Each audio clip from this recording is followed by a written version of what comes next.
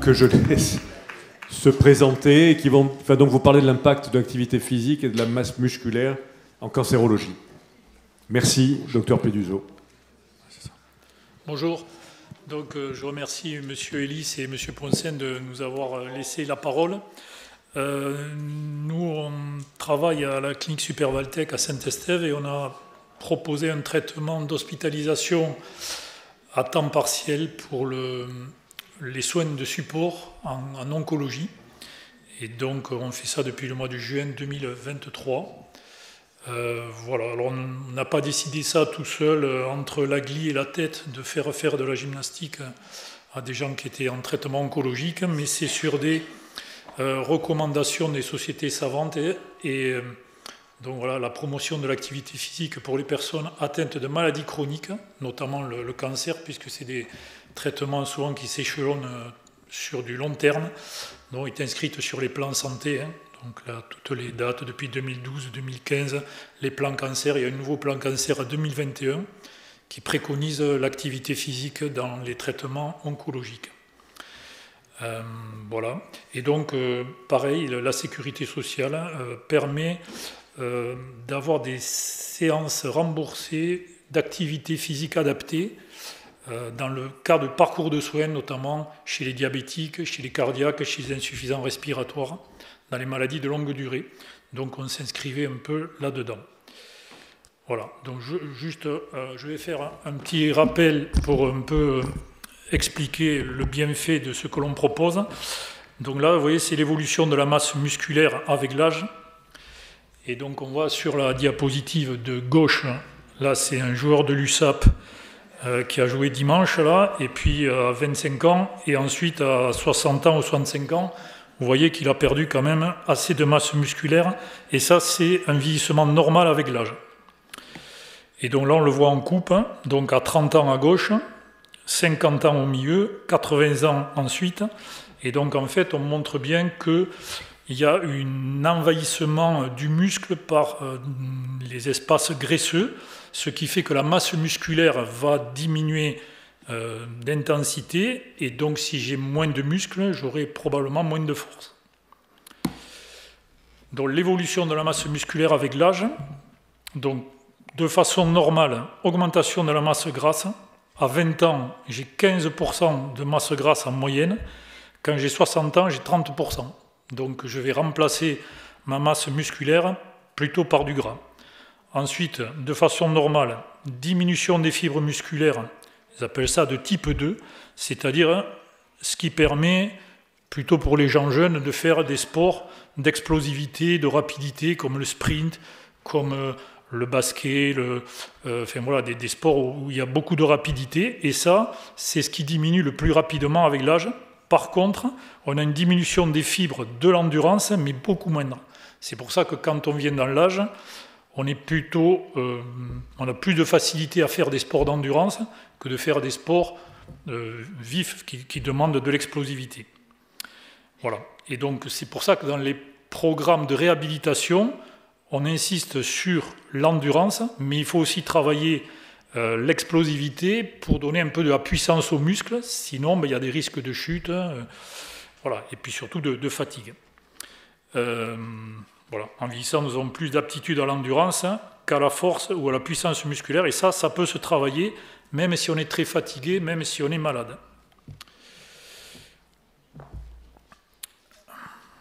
Voilà. Donc, pareil, à partir de 40 ans, tous les 10 ans, je vais perdre 10% de ma masse musculaire. Ça veut dire qu'à 80 ans, j'aurai perdu 40% de mes muscles. Globalement, hein. Donc ça veut dire que si je ne m'entretiens pas, les 60% de muscles qui me restent, ça risque d'être difficile. Et ce qui a été démontré, surtout en oncogériatrie, c'est que cette perte de masse musculaire, parce que là on revient sur l'oncologie, hein, la perte de masse musculaire prédit une augmentation des toxicités des chimiothérapies chez la personne âgée, hein, pas chez la personne jeune. Donc plus je suis âgé, moins j'ai de muscles, plus je risque d'avoir des complications des traitements oncologiques. Je vais vous donner un exemple. Un sujet qui est hospitalisé, par exemple, parce qu'il a eu une déshydratation, parce qu'il a fait une bronchite, parce qu'il il s'est cassé le fémur, peu importe. Un alitement de 3 jours fait perdre autant de masse musculaire qu'un sujet qui a une petite activité à domicile pendant 10 jours. Donc, toute hospitalisation et tout alitement prolongé est vraiment quelque chose de délétère. Et c'est pour ça que maintenant, dans les hospitalisations, on essaie de mobiliser les gens le plus tôt possible, de les lever, de les activer. Et chaque événement aigu, donc épisode infectieux, fracture, hospitalisation, dénutrition, infection, accélère la perte musculaire. Et plus on va dans l'âge, moins on retrouve l'état antérieur. C'est-à-dire que je vais perdre peut-être 10% de ma masse musculaire, je vais en récupérer 3 ou 4. Et si je fais plusieurs épisodes successifs, au fur et à mesure, je vais diminuer mes capacités physiques et avec les conséquences que ça a, notamment sur la chute. Là, on revient sur l'oncologie, et en fait, dans le diplôme d'oncogériatrie, ils avaient beaucoup insisté là-dessus, sur la nécessité de la prise en charge sur les aptitudes physiques, et donc l'importance de la masse musculaire chez les sujets âgés. Chez les sujets âgés, je n'ai pas trouvé trop sur les sujets plus jeunes, mais en tout cas chez les sujets âgés, c'est-à-dire plus de 70 ans, et la toxicité des chimiothérapies. Donc plus la vitesse de marche diminue, plus il y a de risque de toxicité de la chimiothérapie. Alors, si je marche vite, c'est bon. Si je marche... Voilà. Ça, c'est un facteur prédictif que je peux avoir beaucoup plus de toxicité des chimios. Un antécédent de chute, les 6 mois précédant ma chimiothérapie, ça multiplie par 2,4 le risque de toxicité. Donc si je ne veux pas tomber, il faut que je bouge un peu. Si j'ai un périmètre de marche inférieur à 500 mètres, je multiplie par 1,5 le risque de toxicité. Si j'ai 70 ans, je multiplie par 1,85, et si j'ai 80 ans, je multiplie par 3,2. Alors pour l'âge, on n'y peut pas grand-chose, mais si j'ai 70 ans, que j'ai chuté les 6 mois précédents et que je ne peux pas marcher 500 mètres, tout ça, ça s'ajoute, et en fait, je peux avoir 10 fois plus de chances d'avoir des toxicités. D'où l'intérêt de faire de l'activité physique.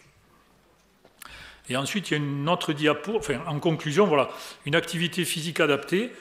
Donc, si j'entretiens, si je fais de l'endurance, si je fais du renforcement musculaire, ça me permet d'augmenter ma vitesse de marche, diminuer le risque de chute, d'augmenter le périmètre de marche, et donc, par ce biais, je vais avoir probablement beaucoup moins d'intolérance au traitement chimiothérapique que de toute façon il me faudra faire. Et ensuite, dans la même lignée, c'est les facteurs prédictifs d'interruption des chimios chez le sujet âgé. Ce qu'on sait, c'est que plus on est âgé, plus il y a de risques qu'on n'arrive pas au bout des traitements. Pareil, les antécédents de chute, c'est encore pire que sur les toxicités. Donc on multiplie par 2,8 les risques de stopper la chimio, si j'ai fait un antécédent de chute. Si j'ai mon périmètre de marche limité, je vais multiplier par 2,4. Si je ne suis pas autonome, si je n'arrive pas à faire ma toilette, l'habillage, aller aux toilettes s'il me faut des aides, ça aussi est un facteur de risque d'interruption des chimiothérapies. Et donc, l'objectif dans la prise en soin oncologique, si vous voulez, quand on fait le diagnostic, il y a un plan de soins qui est proposé, et l'objectif, c'est d'arriver au bout du plan de soins. C'est-à-dire, si on dit il y a 6 chimios à faire, puis il y a les rayons, ou l'opération avant ou après, peu importe, l'idée, c'est d'arriver au bout des traitements pour avoir un bénéfice de ce que l'on propose. Et donc, si on veut arriver à ça, il y a une nécessité de maintenir les capacités physiques, que ce soit l'endurance ou la puissance, pour limiter les effets secondaires des traitements, et surtout pour essayer de ne pas les interrompre. Voilà. Donc après, là, on enfonce les portes ouvertes. Donc ça, c'était un peu l'introduction. Donc il faut lutter contre la sédentarité, qui correspond au temps passé en position assise ou allongée, en dehors du temps du sommeil, et qui correspond à une faible dépense énergétique. Voilà. Donc plus je vais être sédentaire, moins j'aurai de muscles, moins j'aurai de force, plus je risque de tomber. Et donc, on peut proposer l'activité physique adaptée. Donc maintenant, il y a des professeurs d'éducation physique, les APA, qui peut être fait sur prescription médicale des médecins ou des oncologues, enfin des spécialistes, et en fait qui permet la mise en mouvement des personnes qui, en raison de leur état de santé, ne peuvent pas pratiquer une activité physique dans les conditions habituelles.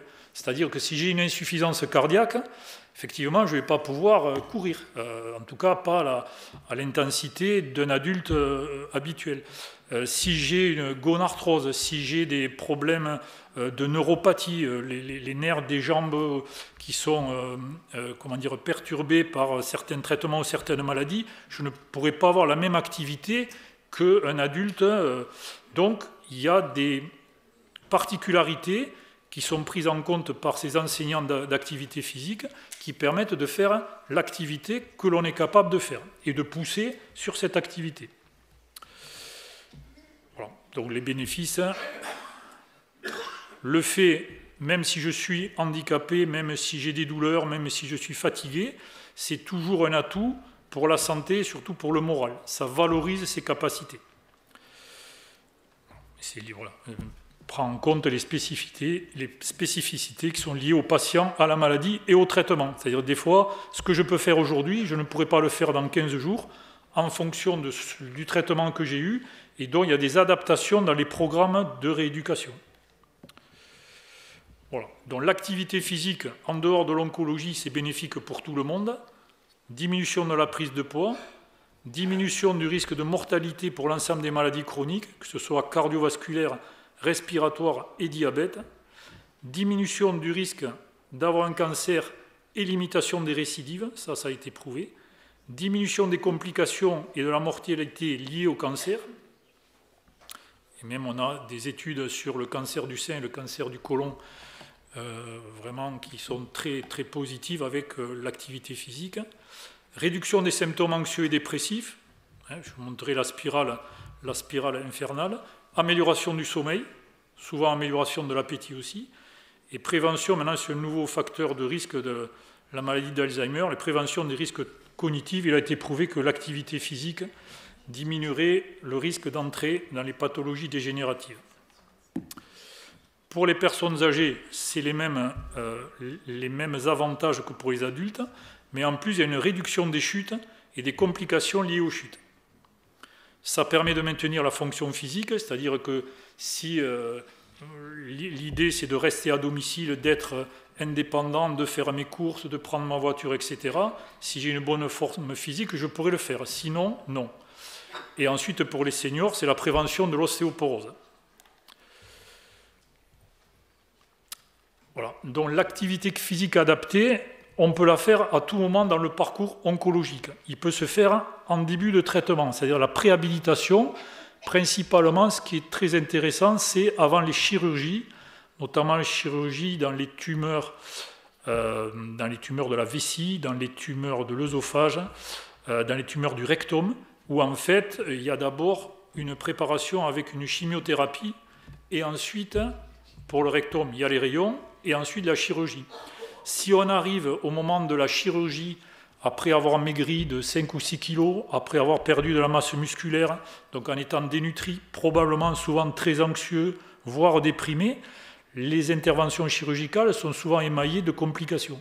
C'est-à-dire, si on n'est pas préparé physiquement, alors là aussi c'est la préparation physique, mais aussi nutritionnelle. C'est-à-dire qu'il faut vraiment ne pas avoir perdu trop de poids ou de masse musculaire pour limiter les complications des cicatrisations opératoires, les problèmes d'éventration, les problèmes d'absédation. Tout ça, ça a été montré que la préhabilitation est vraiment très importante pour la réussite des chirurgies carcinologiques.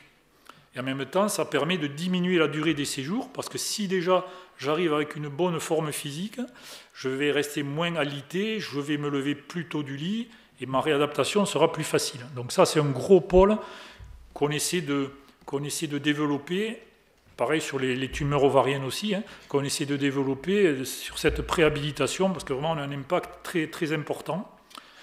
Ces soins d'activité physique adaptée peuvent être aussi faits pendant tous les traitements, les chimiothérapies, et ça a été prouvé, ça diminue la fatigue, ça diminue notamment sur la perception des douleurs neuropathiques, les picotements qu'on peut avoir au niveau des doigts ou des orteils, et les douleurs de façon habituelle, ça permet d'avoir une amélioration là-dessus, et ça diminue l'ensemble des toxicités de toute façon.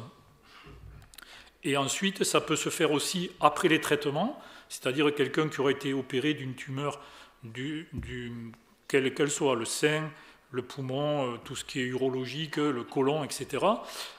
Donc, dès la phase de cicatrisation acquise, après un mois, ou en tout cas entre 4 et 6 semaines que la cicatrisation soit acquise, on propose des programmes de réadaptation de façon à augmenter la masse musculaire. Bon, on a dit on avait diminué le risque de récidive sur les tumeurs du sein et du côlon, ça a été prouvé. On lutte contre le surpoids, on améliore l'image corporelle, ça c'est pas rien, et surtout on a une meilleure confiance en soi, parce que ça permet de retrouver les activités antérieures qui souvent ont été abandonnées, et diminution de la fatigue par l'activité physique. Voilà, donc en fait, on peut faire ces programmes de réadaptation tout au long du parcours oncologique, et en général, plus tôt on le fait, moins on a de mauvais vécu de la pathologie. Nous, en fait, l'idée, c'est d'accompagner les patients de façon à ce qu'au lieu de subir leur traitement, comme on a parlé tout à l'heure, en fait, qu'ils bénéficient du traitement. C'est-à-dire, en fait, essayer de changer un petit peu. On a une maladie, et bon, on la soigne, on fait tout ce qu'il faut, mais surtout, c'est qu'il faut essayer d'en avoir un bénéfice. Donc là, c'est la spirale du déconditionnement. Donc je suis fatigué parce que j'ai fait des chimios, parce que ma maladie m'a fait perdre 7 ou 8 kilos, parce que je ne mange pas, donc je suis essoufflé, j'ai pas de force, donc je ne vais pas trop marcher, je vais devenir sédentaire, mais si je veux bouger ensuite, je vais être plus essoufflé, je ne vais pas pouvoir faire ce que j'avais envie, je vais être anxieux, et donc en fait, au fur et à mesure, c'est une spirale qui vous amène à ne pas bouger et à être dans un isolement. Et l'idée de l'adaptation de l'activité physique, c'est l'inverse, c'est-à-dire bouger, donc l'accompagnement psychologique, le réentraînement, l'éducation à la santé, la nutrition. Voilà, au fur et à mesure, on progresse. Nous, dans le programme qu'on fait, quand les gens arrivent, on leur dit, vous ferez 35 minutes d'endurance. Alors là, il dit 35 minutes d'endurance, c'est pas possible, je ne peux pas faire 100 mètres devant ma maison. Ben, en fait, on les met sur le vélo d'appartement ou sur le tapis roulant, et les personnes, au bout de quelques séances, ils arrivent à faire 35 minutes, alors que jamais de la vie, ils auraient pensé pouvoir le faire. Chacun le fait à sa façon, à son rythme, selon ses possibilités, mais tout ça, ça valorise la personne, ça lutte contre l'anxiété, la dépression qui est inhérente à cette perte d'autonomie et de confiance. Bon, en fait, les activités physiques, en fait, on peut en faire tout le temps, que ce soit dans les transports, au lieu de prendre la voiture, je peux aller chercher le pain à pied, que ce soit le ménage, le bricolage, enfin, dans toute la journée, on peut essayer de bouger plus. Et l'idée, c'est ça, les recommandations de l'OMS, et ça, normalement, c'est quel que soit l'âge. Ce serait une pratique d'activité physique d'endurance, c'est-à-dire de façon, une intensité faible à modérée, mais qui permet d'augmenter les capacités pour augmenter l'oxygène et l'acheminer le plus possible vers les muscles, grossièrement. Et il faudrait faire entre 3 et 5 fois par semaine 30 minutes d'activité d'endurance. Ça peut être de la marche, ça peut être du vélo d'appartement, ça peut être du vélo, ça peut être de la natation, après ça dépend des possibilités, avec un effort modéré. L'idée, c'est pas de se mettre dans le rouge, c'est de pouvoir bouger plus que ce qu'on faisait. Donc l'endurance en premier, ça 3 à 5 fois par semaine, renforcement musculaire au moins 2 fois par semaine. Alors ça peut se faire avec des élastiques, on tire, avec des poids qu'on va mettre aux chevilles, des poids qu'on va mettre aux bras, faire des exercices. Ça, les professeurs d'APA sont très, très entraînés à ça, avec des petites intensités, mais on peut faire du renforcement musculaire même si on sort de chimio. Et ensuite, les assouplissements, c'est-à-dire faire des étirements pour limiter, ce qui permet de limiter les douleurs. Et là aussi, ça peut se faire 2 ou 3 fois par semaine. Voilà, donc ça, c'est des programmes qui sont vraiment très, très bénéfiques. Pour les adultes, les recommandations, n'importe quelle activité, si on en fait une, c'est déjà mieux que de rien faire. Si quelqu'un n'arrive pas au seuil minimum d'activité recommandé, rien qu'une légère augmentation de l'activité physique peut apporter des bénéfices. Ça peut être monter mes escaliers, ça peut être aller chercher le pain à pied, ça peut être voilà, tant de choses qu'on ne faisait pas et qu'on va faire, ça sera toujours du bonus. Et on doit toujours commencer en douceur et augmenter le niveau d'activité physique dans le temps. Ce que je vous disais, hein. Les gens, ils arrivent, 35 minutes, ils mettent les mains sur la tête. Et en fait, les 35 minutes, après, ils le font en rigolant. Hein. Et pour les personnes âgées, c'est la même chose. Il n'y a pas de changement. Simplement, c'est une adaptation de l'activité qui va dépendre des pathologies qu'on peut avoir. Les rhumatismes, l'insuffisance cardiaque, l'insuffisance respiratoire. Voilà. Et donc, l'endurance, le renforcement musculaire et l'équilibre. Et surtout, adapté aux capacités fonctionnelles en fonction des handicaps que l'on peut avoir. Bon, les conseils, se fixer des objectifs réalistes. Hein, je ne vais pas monter au Canigou si je ne peux pas faire le tour du pâté de maison. Voilà, on se met des objectifs tranquilles, mais à pouvoir faire. Prendre les escaliers au lieu de l'ascenseur. Voilà, on peut le faire à plusieurs, que tout seul c'est un peu plus difficile. Ça peut être des activités ludiques, de la pétanque, enfin voilà, il y a tout un tas de possibilités de bouger, et quelque chose qu'on ne faisait pas auparavant. Alors j'ai présenté là quelques résultats on a fait un petit peu un résumé de certains dossiers qu'on avait, les derniers qu'on avait dans l'onco-réhabilitation. Et donc par exemple, quand les gens arrivent, on leur fait faire un test d'entrée, on les fait marcher pendant 6 minutes. 6 minutes d'affilée, et on regarde combien ils marchent. En général, ils font entre 450 et 500 mètres sur les 6 minutes. Et ensuite, on leur fait faire un test de relevé de chaise. On les assied sur une chaise et on les fait se relever le plus de fois possible en 30 secondes. Ils s'assiedent, ils se lèvent, ils s'assiedent, ils se lèvent, et on compte. Et donc, entre le bilan d'entrée et le bilan de sortie, si vous voulez, en fait, pour les pathologies donc, tumorales, vessie ou prostate, donc vessie, ils ont des chimios très très agressives et vraiment ils sont extrêmement fatigués, les gens qui ont les chimios pour la vessie. On avait quand même une augmentation moyenne de 43 mètres sur le test de marche entre l'entrée et la sortie, et on avait une progression de 6 relevés de chaise en 30 secondes. Donc ce qui prouvait quand même un gain de puissance musculaire. Dans les pathologies, les tumeurs pulmonaires, là en fait sur le test de marche on n'avait pas d'amélioration, et même on avait 2 cas qui avaient baissé, 25 mètres et 35 mètres de moins, mais qui étaient dus aux pathologies intercurrentes, des gens qui avaient des polypathologies, qui avaient de l'artérite ou des neuropathies, qui ne leur permettaient pas de marcher plus vite. Par contre, même si sur l'endurance on n'avait pas progressé, on avait une amélioration sur le nombre de relevés de chaises. Ils avaient plus de puissance, puisqu'ils arrivaient à se lever 4 fois de plus sur les 30 secondes. Pour le sein, c'est vraiment le truc le plus... on a le plus de résultats. Test de marche, donc en général, c'est des patientes qui font entre 450 et 500 mètres à l'entrée. Et là, on a une augmentation moyenne de 54 mètres, et jusqu'à même 100 mètres là, pour une patiente. Donc, soit une progression de 10% sur l'endurance. Et l'augmentation du relevé de chaise, plus 7 en 30 secondes. Donc, plus 7 fois, il faut y aller. Hein. Et par contre, sur les pathologies de l'ovaire, pareil, augmentation du périmètre de marche, 45 minutes de plus en 6 minutes, et 4 relevés de chaise en 30 secondes de relevé. Donc en fait, le bénéfice, en fait, on voit que dans toutes les pathologies, le fait de faire de l'activité physique, il existe un bénéfice sur l'endurance, sauf pour la pathologie pulmonaire, une amélioration toujours de la force et de la puissance musculaire dans les relevés de chaise, et même pour les patients pulmonaires qui n'avaient pas eu le bénéfice sur endurance, on a toujours eu une amélioration de la tachycardie d'effort. C'est-à-dire qu'à l'effort, on a gagné 20 pulsations de moins par rapport au bilan d'entrée. C'est-à-dire quelqu'un qui faisait le vélo, on était à 130, 140 pulsations à l'effort. Là, on gagnait 20 pulsations, ils étaient entre 110 et 120. Donc, ce qui témoignait quand même d'une meilleure adaptation à l'effort. Donc, l'entraînement permettait ça. Et ensuite, de façon subjective, une amélioration de l'indice d'essoufflement. Ça s'appelle l'indice de Borg, c'est de 0 à 10. 0, je ne suis pas essoufflé, 10, je suis extrêmement essoufflé. Et en fait, au fur et à mesure des séances, cet indice, l'indice d'essoufflement diminuait de 2 sur 10 tout au long du séjour.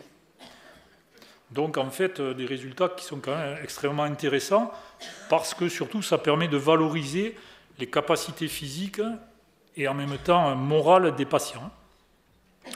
Et je fais un petit paragraphe sur la nutrition, parce que très souvent, la perte musculaire est corrélée à une dénutrition protéique. Et donc, c'est parce qu'on manque de protéines que les muscles se diminuent. Ça a été reconnu que la dénutrition, c'est un facteur de risque de toxicité majoré des chimiothérapies. C'est-à-dire, si je suis dénutri, ben, les chimiothérapies vont avoir plus d'effets secondaires. Donc, ça va être encore plus pénible à supporter. Voilà. Et donc, les traitements oncologiques nécessitent très souvent une supplémentation protéique, que ce soit avant les chirurgies, pendant les chimios ou les radiothérapies, surtout les radiothérapies ORL ou pulmonaires, donc, qui touchent la déglutition ou l'œsophage, c'est vraiment très difficile pour la nutrition. Et cette supplémentation devrait apporter 30% de plus de protéines que la ration quotidienne recommandée. Et donc, souvent, les patients ont des prescriptions de compléments alimentaires. Par contre, les compléments alimentaires, la moitié du temps, ils ne sont pas faits du tout ou ils ne sont pas suivis parce que les patients, ils n'aiment pas la texture, ils n'aiment pas le goût, c'est trop sucré, ça les gave. Et donc voilà, il faut, si on a... Moi, ce que je dis, c'est que les compléments alimentaires, ils sont marqués sur une ordonnance. Dans ordonnance, il y a ordonné. C'est un ordre. Et donc, il faut le suivre. Par contre, si on ne supporte pas les compléments liquides, si on ne supporte pas les crèmes, il existe des soupes, il existe des madeleines, il existe des biscuits, des compotes, des poudres de protéines. Ça veut dire que, de façon individuelle, chacun peut avoir un traitement qui est adapté à son goût. Voilà. Mais s'il faut un complément alimentaire, il faut le prendre, sinon on se pénalise soi-même sur de façon à pouvoir faire son traitement oncologique comme il faut. Voilà. Et en conclusion, toute la durée des traitements oncologiques peut bénéficier d'une réhabilitation physique, que ce soit en préhabilitation, donc avant les chirurgies, pendant la chimio, pendant la radiothérapie, pendant les immunothérapies, parce que souvent c'est des traitements qui durent parfois des années, et surtout ça doit être associé à une prise en charge nutritionnelle et psychologique. Voilà. Et ce qui a été démontré, c'est les accompagnements par les associations de patients, ça qui sont vraiment très, très importants pour la convivialité, les échanges sur les mêmes pathologies, et puis ça permet de sortir un peu de l'isolement, dans les associations, et les séjours en hospitalisation à temps partiel qui permettent, pareil, en travail de groupe, et avec des ateliers, que ce soit des ateliers avec la psychologue, avec la diététicienne, avec les kinés, les APA, voilà, d'avoir une prise en soin et des soins de support aménagés dans le temps. Voilà, je vous remercie de votre attention.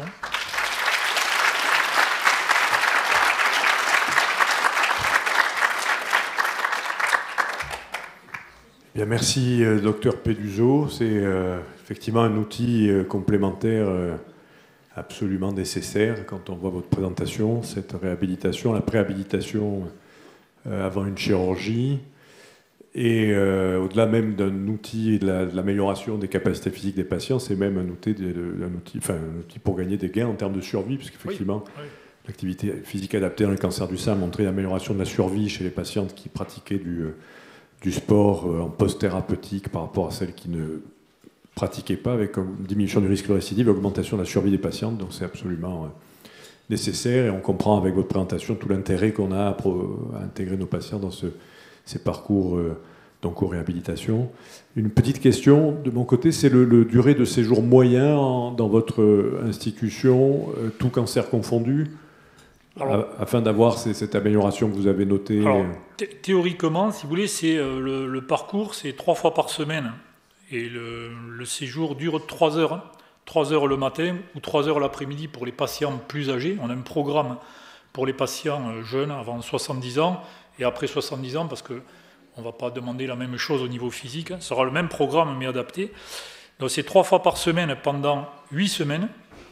Et ensuite, pour les patients qui sont opérés, on interrompt le programme, le temps de l'opération, puis une fois cicatrisation, on les fait revenir pour 1 mois. Et ceux qui ont des chimios, comme par exemple le 5, qui ont les 3 EC, les 9 ou 12 Taxol, Cela, on les accompagne. Alors, au début, on avait fait strict 8 semaines. Et en fait, les gens, au bout de 8 semaines, ils n'avaient pas fait la moitié du traitement. Et ils sortaient, ils se sentaient complètement, un peu avec la convivialité, le phénomène de groupe dans l'entraînement, ils se sentaient complètement isolés et perdus. Et donc, en fait, on a imaginé, après 8 semaines, de continuer le programme avec 2 fois par semaine. Mais là, il n'y a plus les ateliers thérapeutiques. Les ateliers thérapeutiques de nutritionnels avec la psychologue, ça se fait sur le premier programme. Et après, on accompagne les patientes, notamment sur le sein, jusqu'à l'opération. Donc, en fait, ça peut durer 4 à 5 mois, mais que 2 fois par semaine. Et ensuite, l'opération, en général, si elles veulent, elles peuvent revenir 1 mois de plus pour finir la réhabilitation. Un vrai programme sur le mais temps, globalement, c'est 3 mois. D'accord. Voilà. Il commence à y en avoir, mais bon, on s'est organisé pour que ce soit le plus... Les délais, vous parliez des délais ? Les délais d'attente, c'est entre le moment où on s'inscrit et le moment où on arrive, il faut une quinzaine de jours. Bon, voilà. Mais voilà. Après, si vous voulez, nous, on peut... voilà, on n'a pas d'impératif fixé de durée de séjour. C'est-à-dire, en fait... comme il y a l'accompagnement psychologique, nutritionnel et kiné, pour l'instant, on ne nous a pas dit c'est 8 semaines, 10, 20, voilà. Après, on essaie d'être raisonnable, oui, que ce soit, pertinent pour le patient, et voilà. On connaissait un peu à la tête et les jambes, parce qu'on a un peu oui, voilà. Propose un peu oui. Moins centré sur l'activité physique adaptée. Mais... Voilà, c'est complètement... C'est difficile de mettre les gens à la porte, voilà, c'est compliqué. Alors que le lien s'est fait. Les gens vivent et en même temps, il faut laisser la place... Voilà, les gens vivent ça comme un abandon, hein, c'est-à-dire ils disent, ouais, mais dans 15 jours, c'est moi qui m'en vais, qu'est-ce que je vais faire, voilà. Mais bon, après, il y a tellement de demandes que... Après, nous, on laisse la porte ouverte en disant que si vraiment, au bout de quelques mois, il y a des diminutions des capacités physiques ou morales ou nutritionnelles, on peut faire un parcours un peu plus soft, j'allais dire un peu plus court dans le temps, mais voilà, pour accompagner les patients.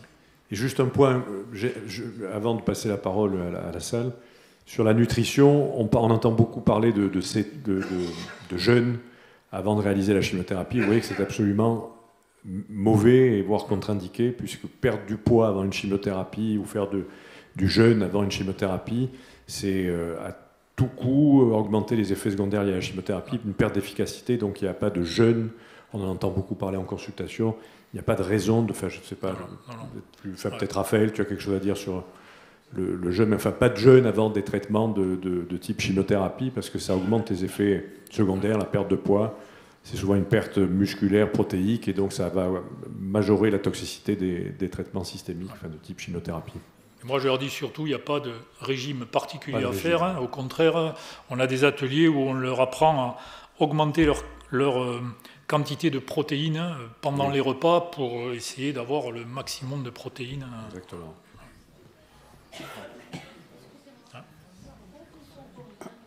Par groupe, on est entre 15 et 20. Entre 15, oui, c'est pas individuel, c'est 15 et 20 patients. Oui, c'est éducation thérapeutique, oui. Ah, oui. 15 à 20 personnes, oui. Et alors on fait des groupes, s'il y a des groupes qui ne sont pas suffisamment homogènes, il y a des groupes de gens qui vont être en capacité de faire certaines choses, d'autres non. Alors on essaie d'adapter, comme on a un kiné et un APA, et on arrive à s'organiser avec des petits groupes. Voilà.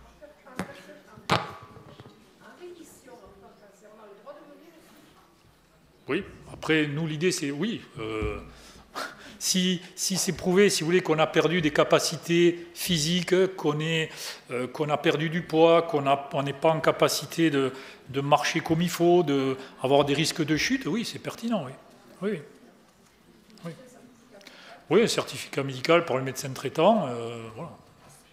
Une question d'ordre général. Oui, docteur, bonjour.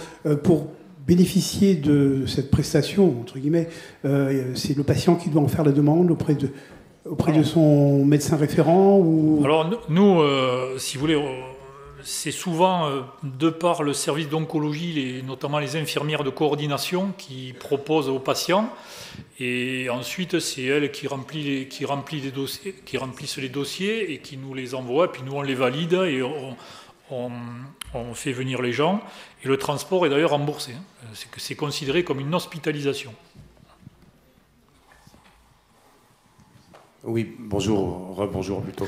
Je suis votre programme en ce moment.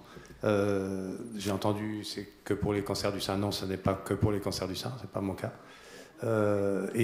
Juste, je voulais rajouter quelque chose, mais vous l'avez évoqué à la fin de votre exposé, qui est un avantage très important pour ce que j'en ressens, c'est la bonne humeur des 15 ou 20 personnes qui sont là et qui participent. Oui, oui, oui. Ça bavarde, ça rigole, ça...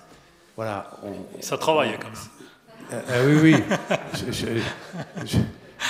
Mais voilà, la bonne humeur, en fait, c'est... Ouais. Vous vous souvenez, vous aviez parlé du triangle nutrition, activité physique et morale. Voilà, tout est travaillé, quoi. Ça, c'est vachement bien. Et puis, on est souvent, le groupe de 15 ou de 20, il est divisé en deux.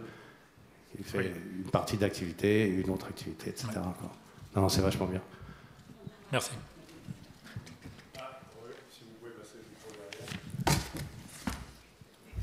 Bonjour docteur. Bonjour. Alors je suis venue avec Assia aujourd'hui. On fait partie de ce superbe environnement cancer du sein, cancer colorectal. Alors moi je disais tout à l'heure que oui, au niveau de la communication, c'est vrai que le cancer du sein, elles ont énormément de chances d'avoir des infirmières coordinatrices qui du coup les intègrent automatiquement presque à Supervaltech, ce qui n'a pas du tout été mon cas. Bon, après, grâce à ma sœur, entre guillemets, qui a eu un cancer du sein, donc j'ai pu intégrer Supervaltech.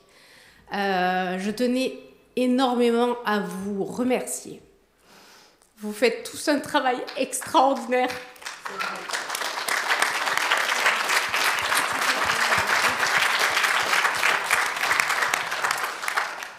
J'ai vu votre équipe, enfin du moins une partie là qui est présente aujourd'hui. Vous nous donnez de la gaieté. On arrive plus bas que terre. Moi, j'ai pas encore fini mes cycles, mais je sais que ça va bientôt arriver. Et clairement, si on vous avait pas, eh ben, la vie serait beaucoup plus terne. Merci. Donc merci à vous. Ah, mais voilà, nous